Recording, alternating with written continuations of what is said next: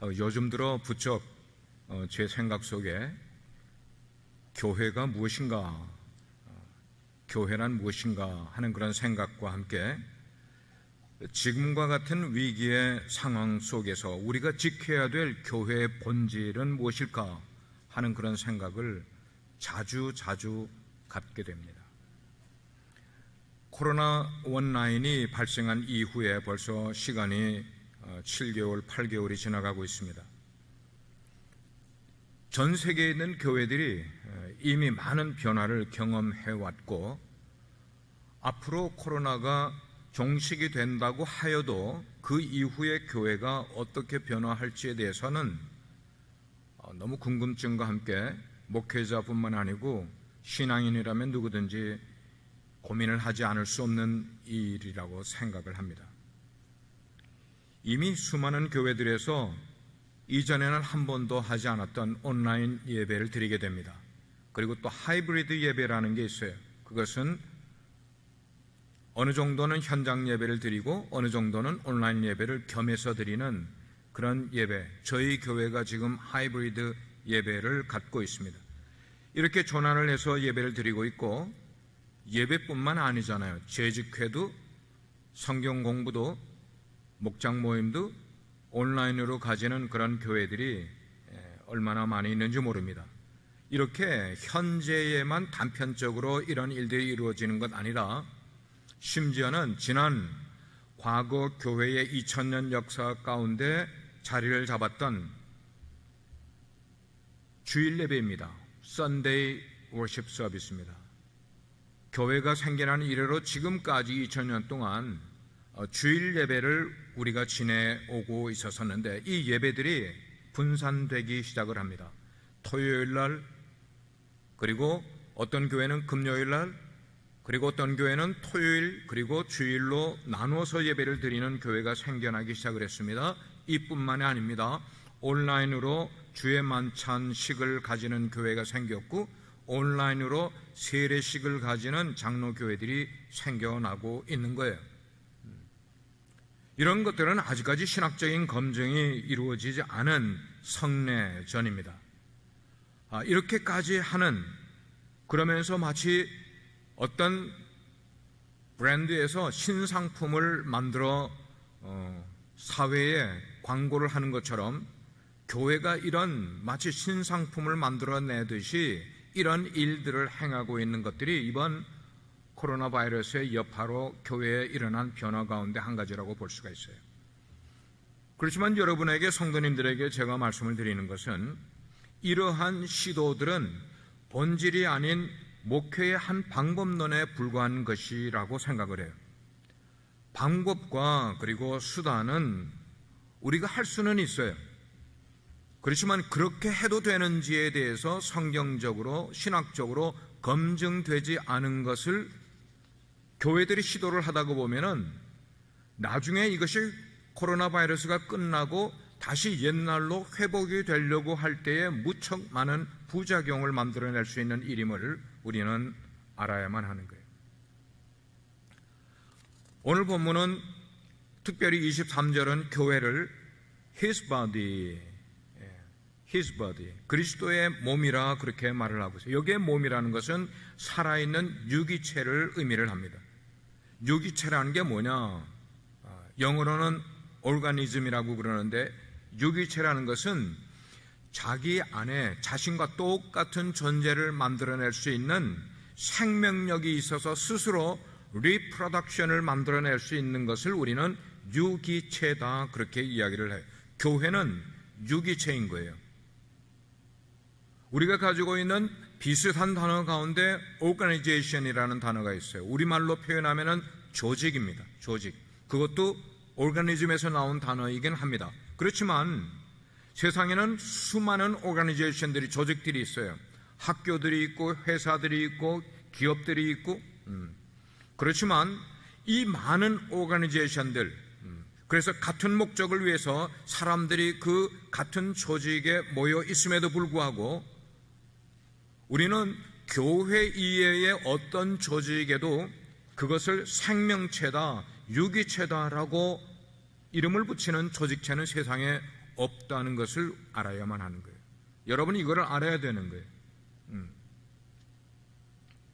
교회는 생명체다, 유기체라는 것을 모르기 때문에 공무원들이 모르면은 공무원들이 무례하게 행정권을 발휘를 해서 교회를 압제를 하는 일들이 생기게 되는 거예요. 교회가 무엇인가를 모르게 될 때는.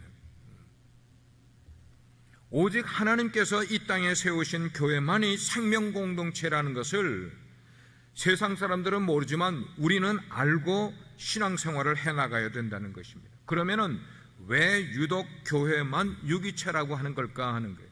왜 교회만 유기체라고 하는 걸까? 교회는 그 속에 예수 그리스도의 생명이 그 속에 담겨져 있기 때문인 거예요. 교회 속에는 우리가 모였기 때문에 조직체가 아니라 우리 공동체 속에는 예수 그리스도의 생명이 담겨져 있고 그 생명이 우리 교회 속에서 작용을 하는 유기체이기 때문에 교회는 세상의 단순한 조직하고 절대로 다른 조직인 거예요. 만약에 회사의 경험이 많고 사회의 조직 속에서 경험이 많은 사람이라 할지라도 교회에 들어와서 이해하지 못하는 것 가운데 한 가지가 바로 뭔가 하면 교회 속에는 생명력이 있다는 것을 그들은 이해하지 못할 때에 교회 속에 왕왕 문제를 일으키게 될 수 있다는 거예요. 교회의 질서를 어긋나게 할 수 있다는 것이. 그렇기 때문에 정상적인 교회는 유기체, 생명체가 있기 때문에 반드시 정상적인 교회는 성장하게 되어 있어요. 그런데 제가 말하고 있는 이 성장은 어떤 한 교회가 계속해서 리프로덕션을 해서 계속해서 성장을 하여서 그 한 교회가 대형 교회로 성장하는 성장을 말하는 게 아니에요. 교회는 유기체이기 때문에 생명체이기 때문에 끊임없이 성장을 한다고 할 때 그 성장은 교회의 숫자가 점점 많아져 가는, 그래서 제가 그 단어를 한번 찾아봤더니 교회의 숲을 이룬다라는 그런 말을 사용을 하더라고요. 교회들의 숲을 이루는 것이 진정한 정상적인 건강한 교회의 성장은 점점 교회의 숫자가 많아지니까 교회의 숲을 이루는 그런 일들이 일어나게 된다는 것입니다. 이 미국 가운데서 교회가 그렇게 많지 않은 지역에 살던 사람들이 텍사스로 이주를 오게 돼서 한 주가 지나고 한 달이 되면은 영락없이 그들이 깜짝 놀라는 부분이 있어요. 그것은 뭔가 하면은 텍사스에 와보니까 어느 도시에 가든지 교회가 정말 많더라는 그런 표현을 합니다. 왜냐하면 미국도 어느 곳에 가든지 텍사스처럼 교회가 많은 곳 아니에요. 특별히 바이블 벨트라고 하는 이 텍사스에는 교회가 많아요. 자, 그렇게 말할 때에 교회들이 한 거리에도 교회가 7개, 8개씩 이렇게 교회가 많이 있는 이런 모습을 우리는 뭐라고 표현하는가 하면 교회가 숲을 이루고 있다. 할렐루야. 살아있는 유기체는 자신에게 적합한 그런 크기가 있어서 늘 그만큼만 자라고 더 이상은 자라지가 않아요. 예를 들면은 사자, 생명이 그 속에 있기 때문에 사자가 자라기는 자라는데 사자가 코끼리만큼 자라지는 않아요. 사자는 사자에 맞는 그 크기만큼만 자라면 그게 다 자라는 거예요. 유기체는 그렇게 자라게 돼 있단 말이에요. 하나님께서 그렇게 만들어 놓으셨기 때문에. 그렇지만 사자가 코끼리만큼 자라지는 않지만 이렇게 자라게 되면은 자신과 꼭 닮은 다른 개체를 만들어낸다는 것이에요. 새끼를 만들어낸다는 것이에요. 여러분, 교회를 유기체라고 하는 것은 교회가 그렇다는 말씀입니다. 교회가 성장을 하게 되면 할수록 점점 더 한 교회를 통하여 교회의 숫자가 많아지는 것, 이게 정상적인 성장이지 교회 수는 늘어나지 않고 한 교회가 자기의 몸집만 점점 불켜서 공룡처럼 커지는 그런 성장은 위험하고 병든 성장이라고 우리는 말할 수가 있어요. 그래서 목회자들 가운데 어떤 목회자들은, 아니면 성도들 가운데 어떤 성도는, 아니면 어떤 교회 가운데서 우리 교회를 대형 교회로 추구하는 그런 모습은 성경적으로 볼 때는 굉장히 위험한 신호이고 빨간불이라는 거예요. 빨간불은 뭐예요? 스톱, 위험 신호라는 것이. 좀 레디컬하게 생각을 하실지 모르겠지만 저는 이번 코로나 온라인 사태를 통해서 모이기만 좋아하던 오늘날의 교회를 강제로 흩어버리시는 하나님의 채찍이 이번 코로나 바이러스를 통하여 우리 가운데 있는 게 아닌가라는 생각을 해보게 되는 거예요. 다시 교회의 본질에 대해서 이야기를 나누겠어요. 교회의 본질은 먼저는 모이는 게 교회의 본질이에요. 마가의 다락방에 모여서 함께 기도하던 그런 제자 공동체 위에 성령님께서 그들 가운데 강림하심으로 첫 번째 교회가 이 땅에 생겨나게 됐어요. 그렇지만 모이는 것을 넘어서 흩어지는 것도 교회의 본질 가운데 하나인 것을 우리는 빼놓을 수가 없는 거예요. 그래서 초대교회를 보게 되면 예루살렘 교회는 모여서 얼마 되지 않아서 그들은 흩어지기 시작을 했습니다. 성령의 권능을 덧입은 제자들이 흩어지면서 예루살렘의 골목골목을 다니기 시작을 하면서 사람들이 모이는 거리거리를 다니면서 외친 거예요. 뭐라고 외쳤습니까? 너희가 십자가에 못 박은 이 예수님은 부활하셨고 그분이 바로 우리의 주님이 되신다라고 외치면서 복음을 전파하기 위해 그들은 흩어지는 일을 하였다는 것입니다. 또한 하나님께서는 모여있던 예루살렘 교회에 하나님의 때가 되니까 일부러 박해를 허락하시면서 당신의 백성들을 흩어버리신 내용이 사도행전 8장 1절에 기록이 되어 있어요. 그렇게 교회가 흩어지게 된 결과로 사람들은 온 유대로 퍼지면서 복음을 전하게 됐어요.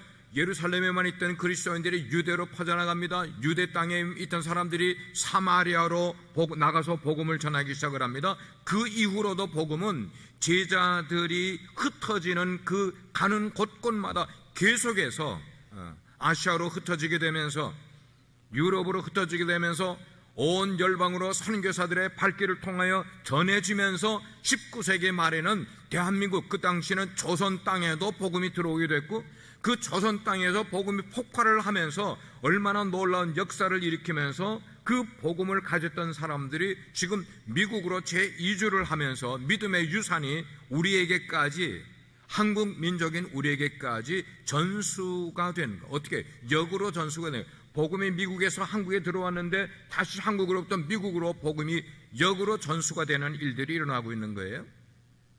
이게 복음의 본질인 거예요. 그렇지만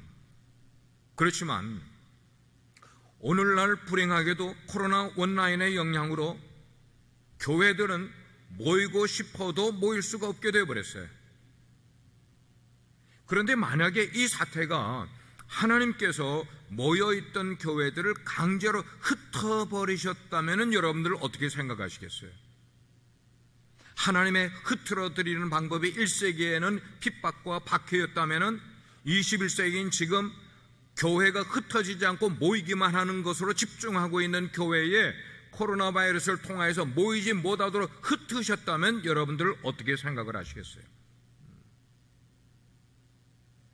그래서 저는 이 시점에서 우리가 가지고 있는 교회관을, 우리가 지금까지 생각해왔던 교회관을 좀 점검해 볼 필요가 있다고 생각을 해요. 나는 어떤 종류의 교회관을 가지고 있는가? 교회의 본질이 무엇인가를 여러분 새삼스럽게 한번 생각을 해볼 필요가 있는 거예요. 저는 이런 의미에서 이번 코로나 사태의 계기로 교회들은 그리스도의 생명 에너지를, 고인물처럼 교회 울타리 속에만 있던 그리스도의 생명 에너지를 빨리 교회 밖으로 분출하는데 그 분출하는 첫 번째 통로가 어디인가 생각을 할 때 저는 가정이라고 생각을 합니다. 교회에 있던 생명 공동체를, 우리가 모여서 기도하고 모여서 찬송을 하고 했던 이 예수 그리스도의 생명력을 어디로 빨리 우리가 흘러보내야 되는가 하면 우리가 속해 있는, 우리가 살아가고 있는 터전인 가정 속으로 우리가 빨리 흘려보내는 흩어지기 운동을 새롭게 펴야 되겠다고 생각을 하는 거예요. 이전에는 교회들을 흩어지라고 해도 흩어지지 않았던, 그런데 지금은 모이려고 해도 모일 수가 없게 됐잖아요. 지금은 모이라고 해도 모일 수 없었어요. 그러므로 지금이 흩어질 수 있는 절호의 기회라고 생각을 하면서 이 흩어짐은 우리의 어떤 육신적인 이런 그 피지컬적인 흩어짐을 말하는 것 아니라 이 생명력을 어디로 옮겨가야 되는가 하면 가정으로 옮겨가야 될 때가 지금이라고 생각을 하는 거예요. 1세기 말의 교회처럼 외부로부터 핍박이 오든지 아니면 압박 때문에 싫은데도 억지로 흩어지는 그런 흩어짐이 아니라 예수 생명을 가진 신자들이, 신앙생활하는 신자들이 자발적으로 기쁘게 흩어지고 흩어진 가정들이 곧 가정교회가 되는 이런 일들을 하나님께서 의도하신 일이 바로 이 일이 아닌가 생각을 하는 거예요. 그래서 이전부터 실제적인 것을 여러분께 설명을 드릴 때니까 감동이 되는 분들은 실천해야만 되는 거예요. 이전에는 한 동네에 한인교회가 한 군데, 두 군데밖에 없었다면은 이제는 흩어진 수십 개의 가정들이, 아니 수백 개, 수천 개의 가정들이 각각 교회가 되게 된다면은 아름다운 교회 숲이 여기에 덩그러니 있는 이 건물 속에 아니고 그 교회 숲이 여러분의 가정을 통하여 동네에 수백 개, 수천 개가 일어날 수 있는 이런 놀라운 일들을 우리가 마음 가운데 새롭게 품어볼 필요가 있는 거예요. 아멘. 아멘. 획기적인 겁니다. 획기적인 거예요. 그래서 교회가 숲을 이루는 동네가 되게 되면은 그 숲을 이룬 동네에 어느 스트릿을 걸어가게 되면 그 스트릿 속에서 자연히 무슨 소리가 들리게 되겠어요? 찬송 소리가 들리는 거예요. 한 가족이 부르는 찬송 소리가 밖으로 흘러나오게 되는 거예요.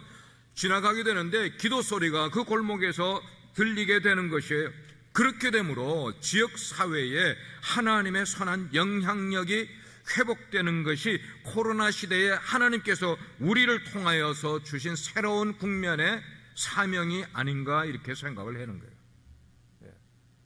여러분 교회에서 이렇게 건물에서 모여서 예배드리면서 어느 스트릿을 다닐 때 찬송 소리 들어본 적 있습니까? 기도 소리 웅웅 하는 것 들어본 적 있습니까? 어느 집 앞을 지나가는데 기도 소리가 크게 통성기도가 들리는 거 그거 들어본 적이 있습니까? 없잖아요.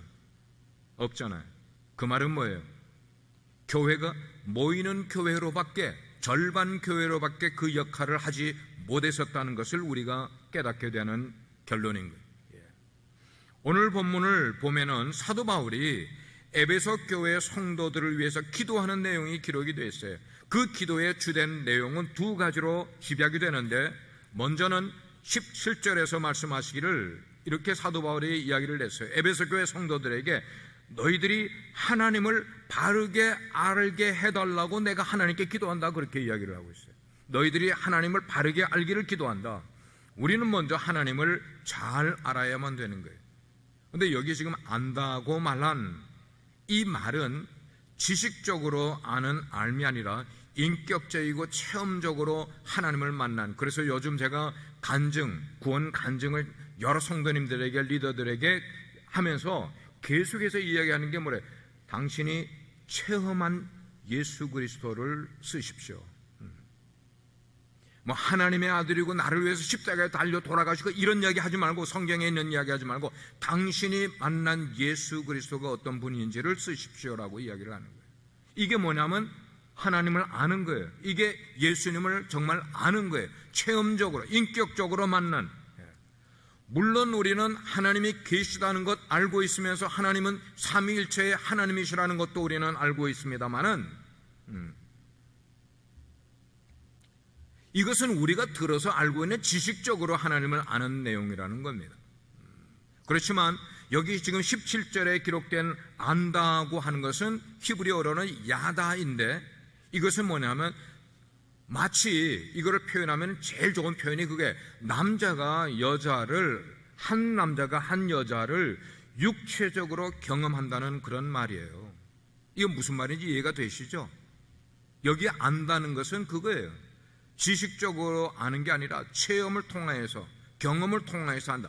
겉으로만 아는 건 아니라 깊은 속에까지 들어가 체험적으로 아는 것을 의미를 하는 거예요. 그러면은 우리가 어떻게 해야 하나님을 바로 알 수 있겠냐 하는 거예요.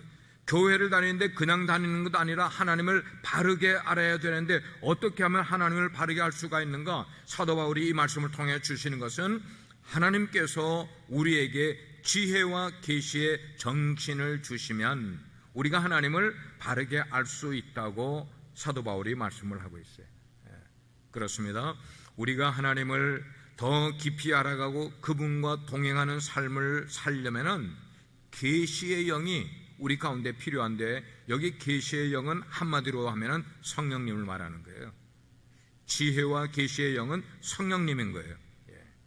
저는 우리 교회 모든 성도님들이 현장에 나와 계시 예배하는 분들이나 온라인으로 가정에서 예배를 드리시는 모든 분들이 바로 이 지혜와 계시의 영이 여러분과 함께 계셔서 여러분을 깨우치고 여러분을 인도해 주셔서 하나님을 더욱 아는 삶을 살아가는 성도들 되기를 주의 이름으로 축원합니다.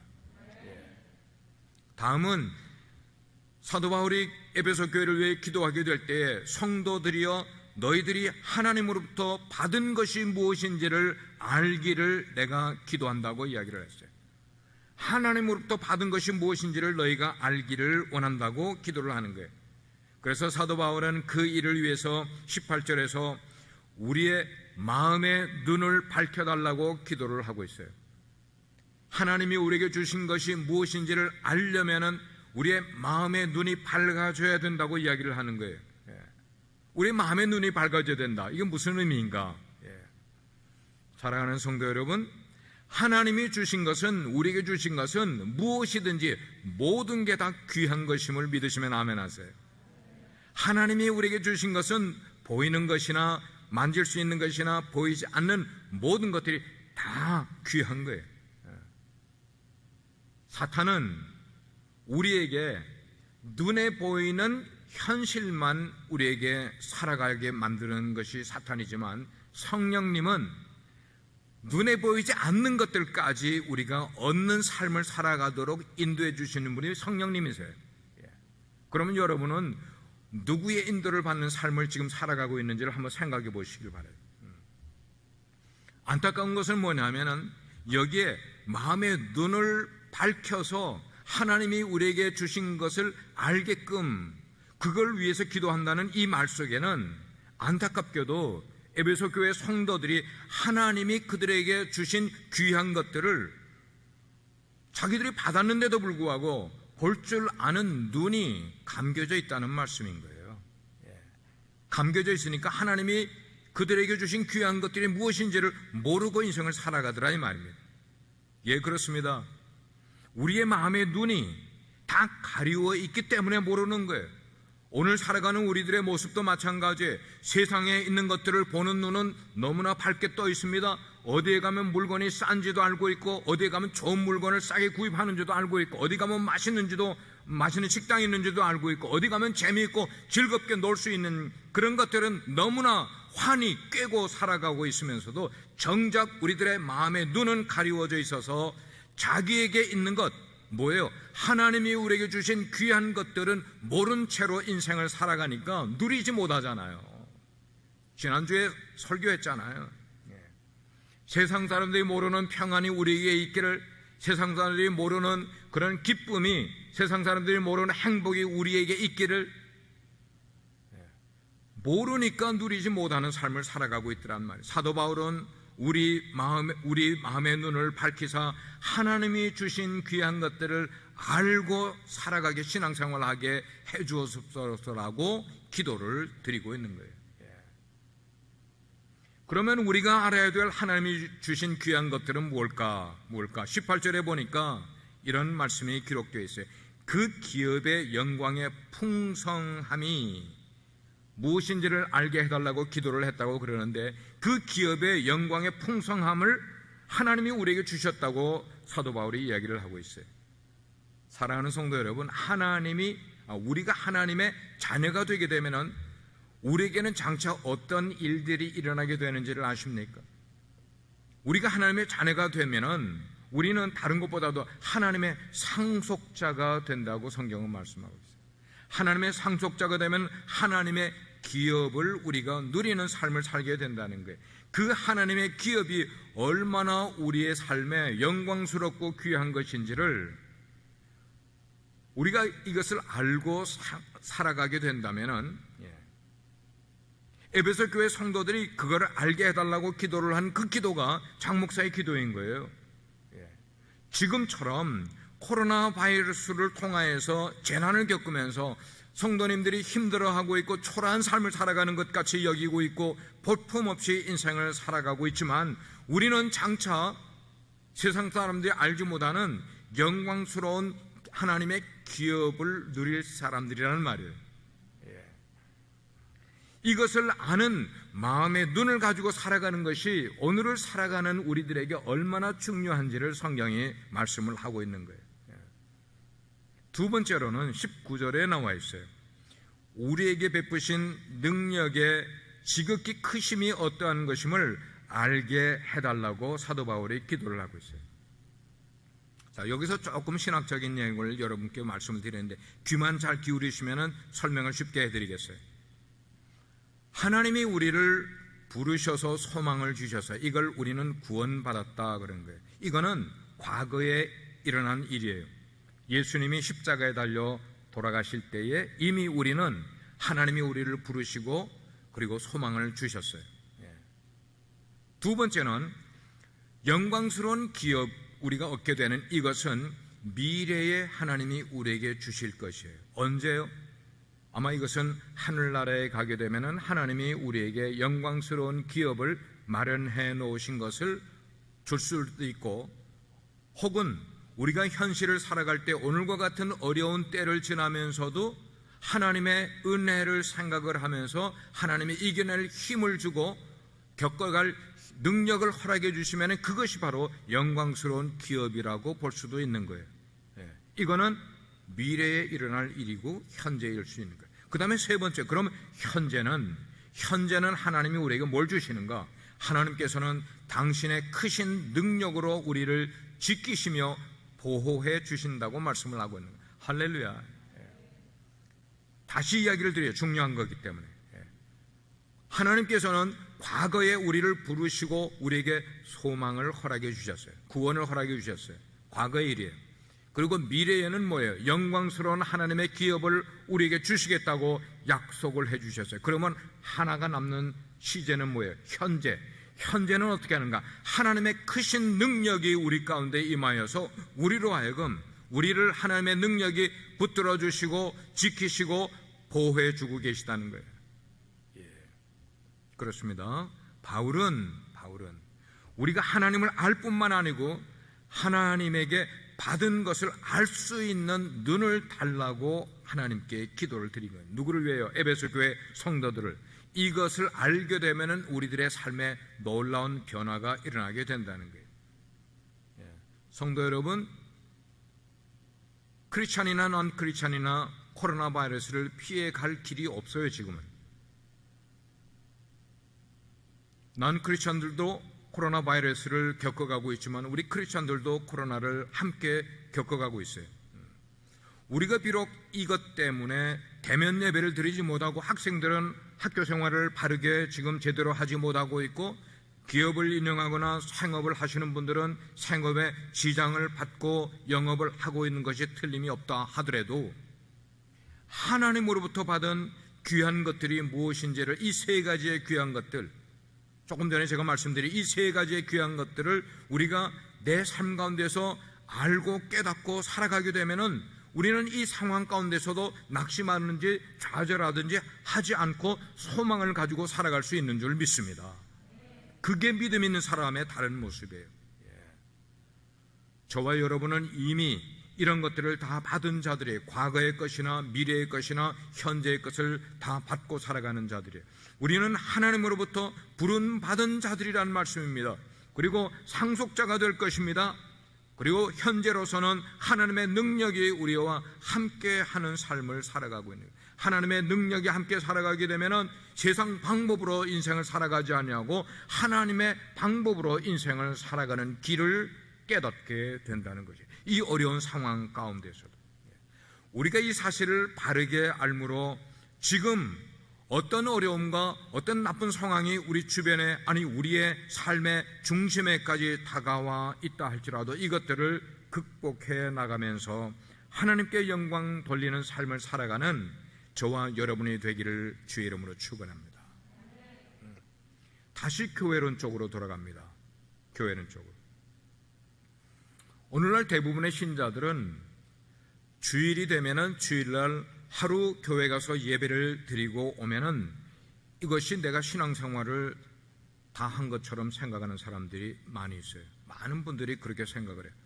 근데 그 생각은, 지금까지는 그렇게 생각을 했다면 그 생각은 모이는 교회에 머물고 있는 신앙생활이라는 거예요. 그 말은 교회관의 절반밖에 채우지 못하는 신앙생활이라는 거예요.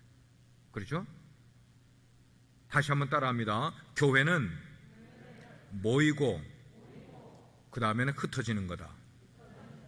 이 두 개가 항상 같이 이루어져야만 되는 거예요. 그런데 주일날 하루 와서 예배 드리고 나면은 나는 내 신앙생활을 전부 다 했다고 생각을 한다면 이거는 모이는 교회에 한정된 신앙생활밖에 되지 않은 거예요. 그렇지만 하나님의 말씀은 그렇게 말씀하고 있잖아요. 모여서 예배 드리면서 하나님의 말씀을 들었느냐?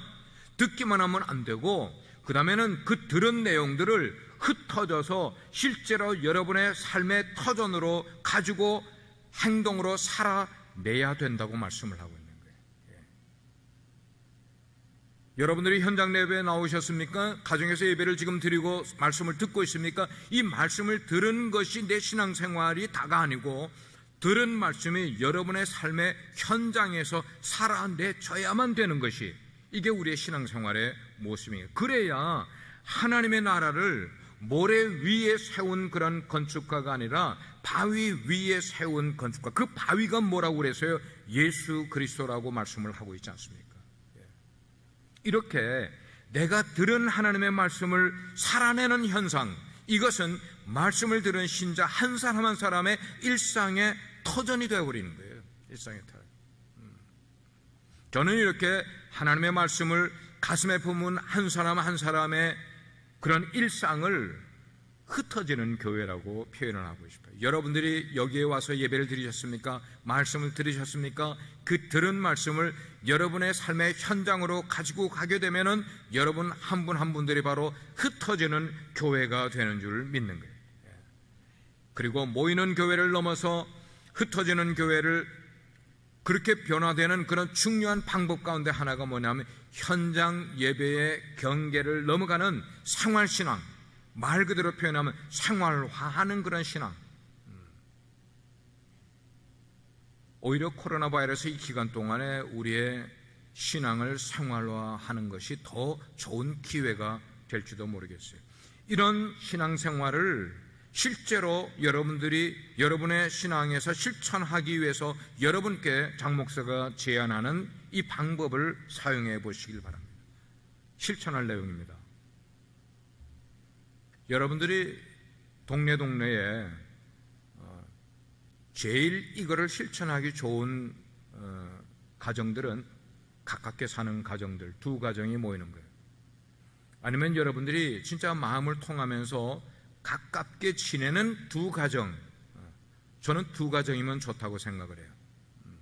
이 두 가정이 어디에서 살든지 일주일에 한 번씩 만나는 거예요. 여러분 가족들이 다 만나는 거예요. 온라인 예배 드리는 여러분들이 똑바로 들으시길 바랍니다. 여러분들이 가까운 곳에서 두 가정이 만나시길 바랍니다. 일주일에 한 번씩. 그러면 가정교회를 여러분을 시작하게 되는 거예요. 여러분들이 자이든 타이든 현장 예배에 지금 나오지 못하고 그렇게 하면서 집에서 드린다고 신앙생활을 바르게 하고 있다고 생각하시면 절대로 바른 태도가 아니에요. 장윤선 목사가 여러분께 지금 드리는 이 방법을 여러분들이 실천해 보시기를 바라요. 두 가정씩 일주일에 한 번씩 만나셔서 여러분들이 만날 때에 주의를 통하여 여러분께 선포된 하나님의 말씀을 어떻게 들으셨는지, 그것을 어떻게 적용할 건지, 한 주간을 내가 그 말씀으로 어떻게 살아냈는지를 두 가정이 모여서 아주 진솔하게 눈치 보지 말면서 그걸 여러분들이 그 받은 은혜를 공유하는 거예요. 두 가정이 공유하는 거예요. 거기에서부터 세상을 향하여 흩어지는 성령의 힘이 여러분들 두 가정을 통하여 가정교회의 역사가 새롭게 일어날 줄 믿습니다. 그러나 만약에 여러분들이 그런 거를 제가 가르쳐 들었는데도 그냥 한 번 듣고 흘려버리는 식으로 실천하지 않고 지내게 되면 결과를 미리 예언해서 말씀을 드릴게요. 여러분들이 코로나 때문에 모이는 것을, 한 곳에 모여서 예배하는 것을 아예 중단한 그런 사람들, 그런 분들은 여러분 속에 있는 그 복음의 불씨가, 여러분 속에 있는 그 생명의 불씨가 꺼지지 않고 여전히 여러분 속에서 불타오르기를 기대하면은 그건 너무나 넌센스라는 것을 말씀을 드려요. 누가 그렇게 해준다고 말씀을 하고 있어요? 교회는 공동체예요. 교회는 모여야만 되는 공동체예요. 근데 그 모이지 못하는 상황이 됐는데도 나는 모이지 못하는 상황이 됐으니까 모이지 않고 나 혼자서 신앙생활 하겠다고 생각을 하면은 그 속에 있는 복음의 불씨가 꺼져나가기 시작하는데 어떻게 감당하겠어요? 오늘 특성 부르는 그 특성 속에 그런 내용이 나와 있지 않습니까? 생명의 불씨가 남아있던 것들이, 그것이 여러분 속에서 이렇게 모이지 않는 동안에 꺼질 그런 위험이 있게 되는데, 한 번 꺼진 불씨를 여러분 속에서 다시 불을 붙이기라는 너무나 어려운 일임을 알아야 되는 거예요. 지금처럼 모이지 못하는 위기의 때는 저는 이렇게 다짐을 해요. 목회자의 리더십보다 오히려 평신도의 리더십이 빛을 발할 수 있는 시기가 모이지 못하는 이때라고 저는 생각을 해요. 우리 교회 안수 집사님들 계시고 목자님들 계셔요. 그리고 집사님들도 계셔요. 여러분들의 리더십이 지금 능력을 발하고 빛을 발해야 될 때가 바로 지금이라고 저는 생각을 해요. 어떻게 하는 것, 제가 일러드린 그 방법을 시도하는 거예요. 만약에 여러분들이 가정으로 두 가정이 모이기가 어렵다면은 진짜 하루에 30분만, 일주일에 30분만 시간을 내서 두 가정이 모여서 함께 기도하고 잠깐 나누고 하더라도 이 공동체의 이 모임을, 그래서 정 목사가 늘 주장하는 대로 우리 교회는 전신자가 사역자가 되어야 된다는 이 표현이 지금에 딱 맞는 그런 표현이라고 생각을 해요. 여러분들 평신도 리더가 사역자가 되어서 소그룹으로 두 가정에 모여서 이 모이는 교회를 지켜내기를 힘쓰게 되게 될 때에 교회는 위기를 이겨낼 수가 있게 됩니다. 잘 흩어지는 교회로 더 성장하는 교회가 될 수가 있고, 동네마다 교회의 숲을 이루는 놀라운 역사를 만들어낼 수 있게 되는 거예요. 혹시 말씀을 듣는 가운데 여러분 마음이 뜨거워지는 분 계십니까? 하나님이 여러분 가운데 사명을 주시는 거예요. 부르세요. 누가 여러분에게 연락을 해서 같이 모이자고 하기 전에 여러분이 먼저 동기가 돼서 부르세요. 전화하세요. 이게 실제적인 거예요. 코로나 때문에 그동안 우리 교회가 해왔던 많은 사역들이 지금 중단된 상태예요. 지금은 아무리 돈이 있다고 해서 다 할 수 있는 일이 아니에요. 하나님의 일꾼이 많이 있다고 해서 그 일꾼들이 다 펑셔나이 되는 그런 때도 아니에요. 어쩌면 그렇게 해서도 안 되는 때가 지금이에요. 앞으로 우리 빛과 소금의 교회는 단순히 잘 모이기만 하는 것을 넘어서 잘 흩어지는 교회가 되려고 노력을 하겠고, 이것이 교회가 단순한 조직이 아니라 유기체로서 우리 가운데 생명이 꿈틀대는 그런 교회가 되기 원한다면 이제부터는 여러분들을 릴리스 시켜드릴 테니까 목회자의 영향권 속에서만 신앙생활을 하려고 하지 마시고, 여러분 스스로가 사역자가 되어서 두 가정이 모여서 예배를 드리면 여러분이 사역자가 되는 거야. 아멘입니까? 이 예배를 드리시는 가정에 계신 여러분 아멘입니까? 큰 소리로 아멘 하시길 바랍니다. 이렇게 하지 않으면 우리가 죽어간단 말이에요. 우리의 영이 죽어갈 수밖에 없단 말이에요. 여러분 가정에서 찬송 부르면서 예배에 모여서 여기에 현장에서 찬송 부르는 것만큼 신나게 찬송 부르는 분 계십니까? 어떻게 해서 신이 나지 않습니까? 모이지가 않으니까.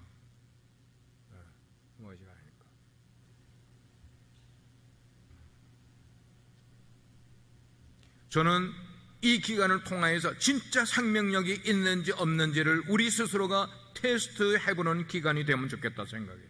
내가 예수 그리스도의 복음의 생명이 내 속에 유기체로 꿈틀대는 것이 있다면 하나님 나를 시키십시오. 내가 두 가정이 모여서 그렇게 예배를 작게나마 시작을 하겠습니다. 그 기쁨을 맛보기를 원합니다. 찬송을 부를 때 혼자 부르는 것보다 더 힘찬 찬송을 부르기를 원합니다. 가까운 분들이 계시잖아요, 여러분. 그렇게 가까이 모여서 하시란 말이에요. 오늘 말씀을 종합을 합니다. 우리는 코로나 바이러스도 하나님의 주권 속에 있음을 인정해야 돼요. 아멘입니까? 여러분, 이 코로나 바이러스는 사탄이 줬다고 생각하지 마시기 바라요. 하나님의 주권 속에 있음을 우리는 인정해야 돼요. 하나님은 우리가 늘 고백하는 것처럼 God is good. 하나님은 좋으신 분이세요. 하나님은 신실하신 분이시고 하나님은 너무나 세밀하신 분이시고 섬세한 분이세요.